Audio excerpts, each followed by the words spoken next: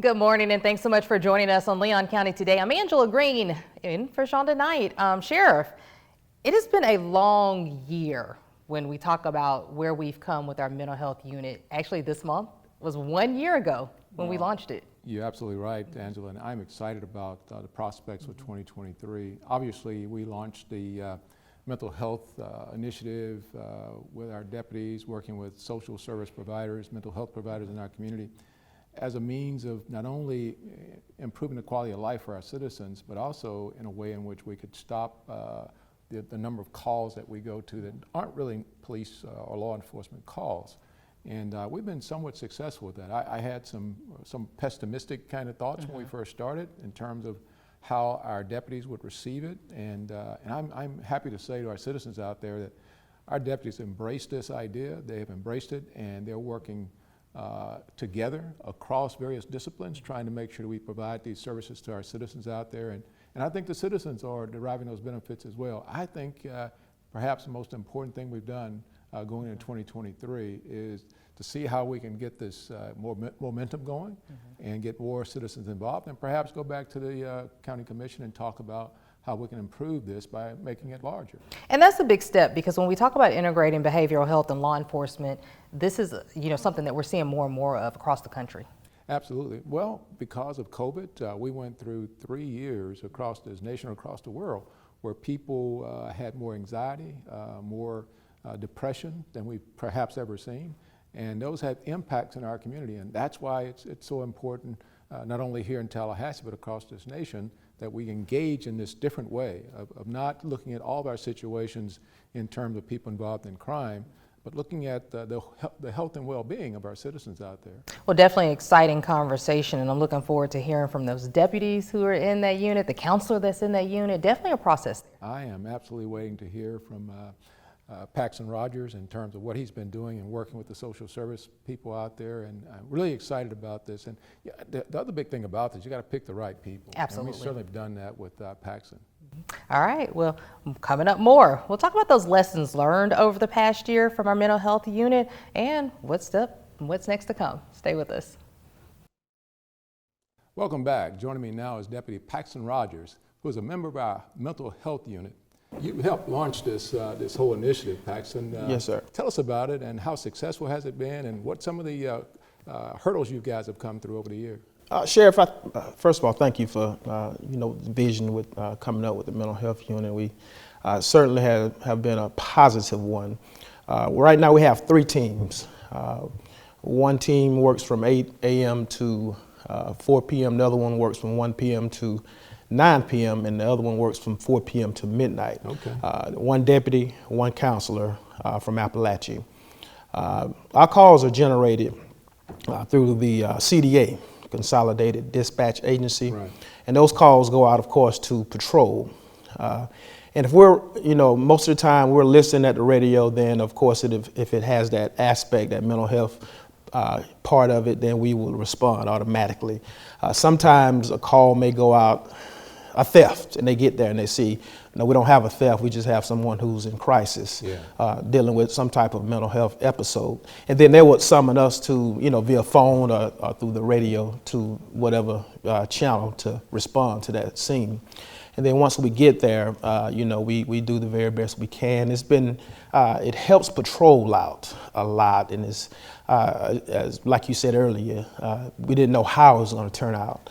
I didn't know how it was going to turn out, but it has been really received well from our patrol supervisors, our patrol deputies. They all, sending emails and stuff like that. So it's amazing, as you say, the direction that law enforcement have gone in, especially one where we don't want to per se criminalize someone dealing with a mental health crisis. So we do our very best with the help of patrol. Now, patrol stays there and makes sure the scene is safe. And once it's safe, I typically release them because sometimes these uniforms can be a bit intimidating, overwhelming, and I've had that several times. So what we try to do is once it's safe and we got the person pretty much stabilized, where we can communicate in a safe manner, and we try to release them from the scene. Right, Paxton, talk about some of the challenges you've seen and examples that you've seen out there of how our deputies have interacted with those personal mental health that had positive outcomes? One of the challenges that we faced is that critical incident training. Okay. That we have. This is, to say the least, it's very, very, it should be, spread 100%. Law enforcement officers, sometimes you can't do it, but that training itself, it teaches us once we get number one, patience. We have to have patience, empathy and sympathy, just to be able, sometimes what I'm finding out is do less talking and just listen. Right. Yeah. right. Just listen at what they have to say, and then at that particular point, patience, and we don't want to cut down on our use of force, because we have different types of training, which is good. Firearms training is good. All the sorts of training that we have to help us to do our job better is good. But this right here is kind of up there, in my opinion. The more and more that we get out there, we see that the officers. I'm always getting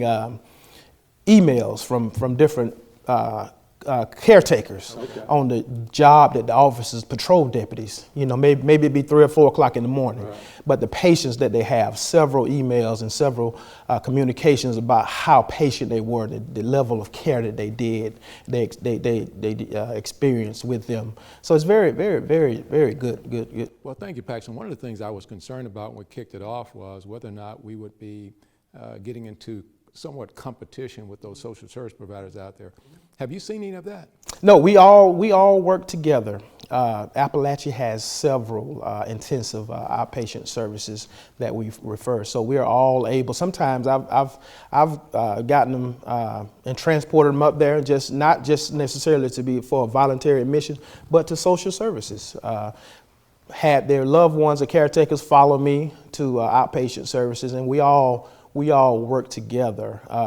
Mobile response team, 24-hour day crisis counseling.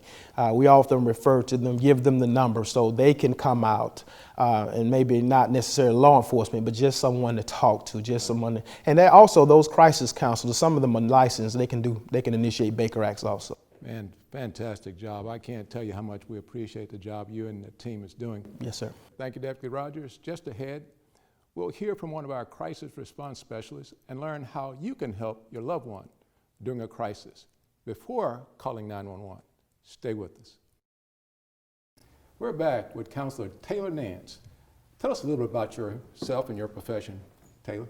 I've had the fortune of being able to work with many different populations, including families, children's and foster's care, the unsheltered, as well as individuals with severe and persistent mental illness. I graduated from FSU with my master's in mental health counseling, and for the most part, I've been in Tallahassee since then at different community agencies, just providing care.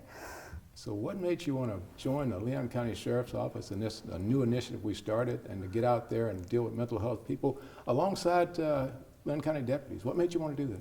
Yeah, so I was looking to move back to Tallahassee. I was briefly in Tennessee, and honestly, I was just looking for a job, and I saw this was posted on the Appalachia Center, and it seemed right up my alley. I'm definitely more of a person who doesn't want to sit in an office all day. I like to get out and walk around and be with people, and that's definitely what this is. Okay.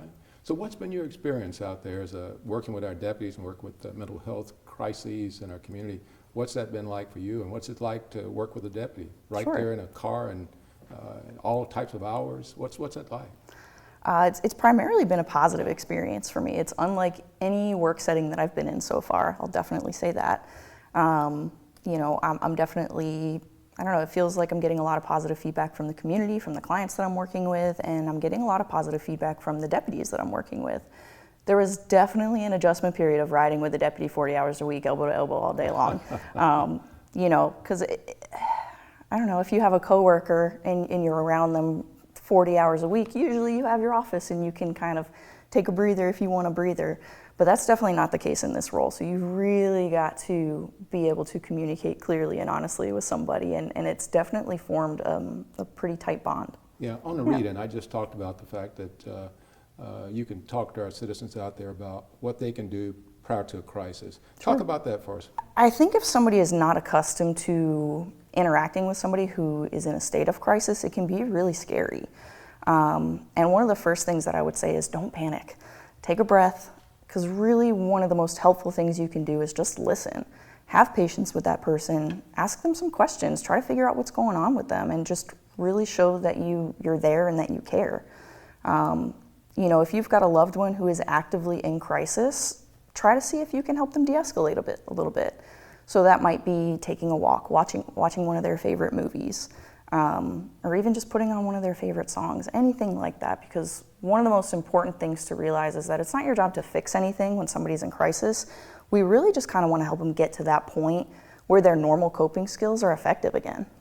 So for our citizens out there, so your judgment on this whole initiative it's been somewhat successful. Am I correct there? I would definitely say so, yes, sir. What would make you think that? What have you seen out there? What I'm seeing is that people are more willing to call and ask, and I think people are starting to realize that it's okay to ask for help, and so we're seeing more calls come in, and I don't necessarily think that means that there's more mental illness now.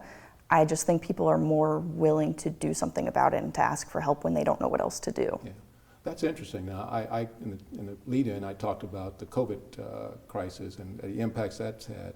I thought that there was perhaps a huge increase. You say perhaps not.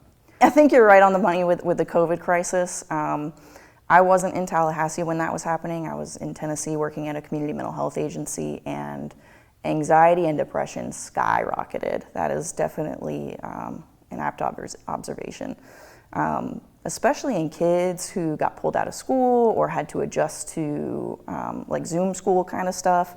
That was a really, really tough transition for everybody. We've got about a minute left in the show here. What one message would you send both to the Leon County Sheriff's Office, to our deputies, and our entire group of folks working with you? Sure. And what message do you give to our citizens out there about this initiative? I think keep an open mind. In my experience, I've worked with a lot of clients who have a level of wariness of working with law enforcement, and then when they kind of see me pull up in this polo, I'm very clearly not law enforcement, I'm not imposing. There's a sense of curiosity and a sense of like, okay, well, what's going on here?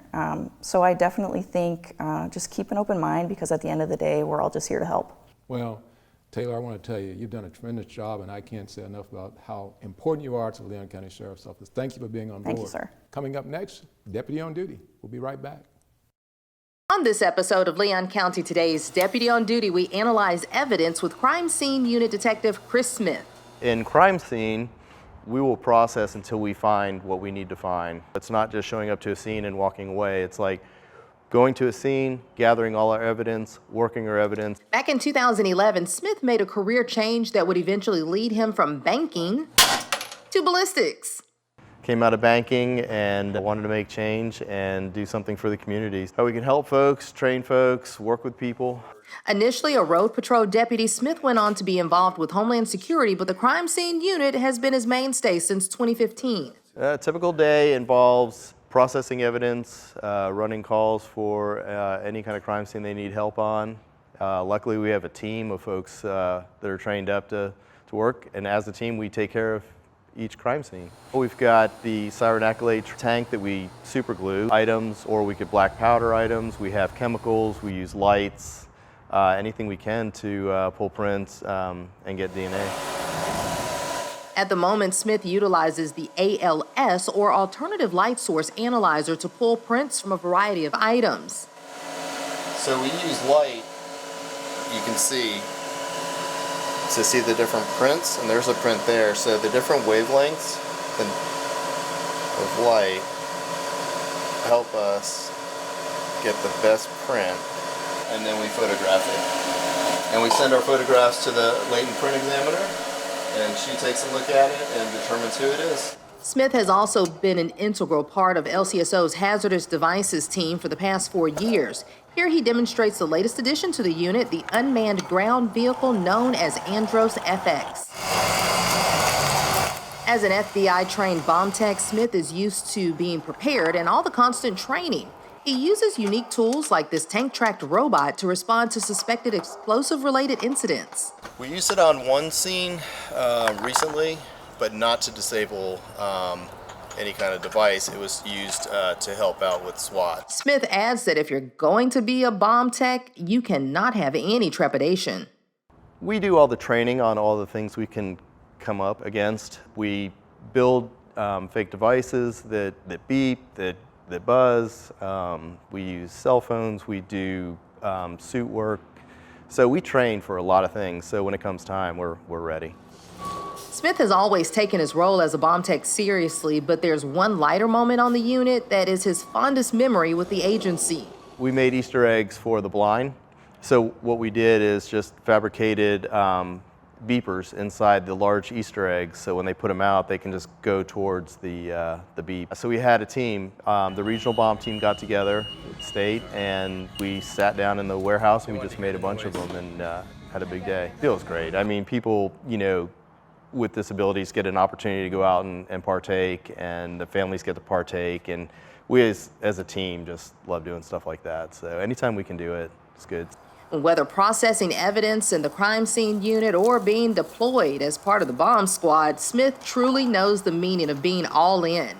Working in crime scene, you realize we work on evidence, and we work closely with Violent Crimes, who works with individuals, and patrol, who gets there first. So we are always all in. On the bomb team, we rely on our training, we rely on each other. There's a great trust between the people on the LCSO team and the other teams. We all work together.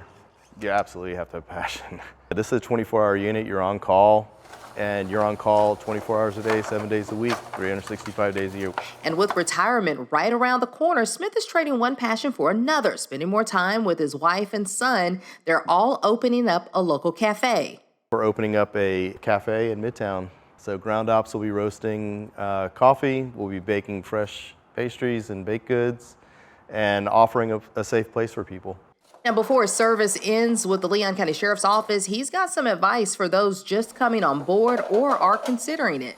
You have to be trusted, loyalty within your unit, plan on long hours, plan on really working hard, and plan on good, brotherhood. For our showcase to Deputy on Duty, the time and investment are all worth it. My time at LCSO has been great. Everyone here is great. People I work with, just love to work with, and look forward to the future. To learn more on how you can serve the community with the Leon County Sheriff's Office, just visit our website, leoncountyso.com. I'm Angela Green for Leon County Today. Sheriff, at the beginning of the show, you definitely said something that stuck out in my head. There has to be the right person in these roles, and we have so many different units, and I'm just reflecting on Deputy Rogers. You have to have the right person when it comes to these mental health calls. Absolutely, Angela, no question about that. Every deputy didn't take this job to go in and do mental health counseling, and everybody doesn't have that kind of dexterity to be able to toggle back from being in law enforcement now to be that soft person that now just wants to be there in that space to assist that person. And we realize that. That's why we go through these rigors of trying to select the right people. And we've been very fortunate not only to select the right people, but to select the right people to work with them from Appalachian Mental Health. And as we build this, hopefully we continue to build it, we'll have to screen for people who have the right aptitude and background and also just the right personality, if you will. And I've always said this, that sometimes we expect police officers, law enforcement people to do too much. And it may very well be that even on the outset, when we start looking at this, we probably start hiring people directly into this job in law enforcement. That's something that's a paradigm shift for us in law enforcement. I've hired some people directly into the Leon County Sheriff's Office, and that's not the culture we have. But in these circumstances, I believe the future really just shouts out that we must do this differently. And throughout the year, I'm hoping that we continue to highlight how different law enforcement has changed over the years, because you've been doing this for decades now, and I know it wasn't what it was when you first started. You don't have to remind me of that, but yes, I've been doing it a long time, and it has changed a great deal since 1978. Well, that's why shows like this matter. Absolutely. So we look forward to bringing more light to how different law enforcement is with more shows this season, so you make sure you tune in next week. We'll see you right back here. Thanks for joining us.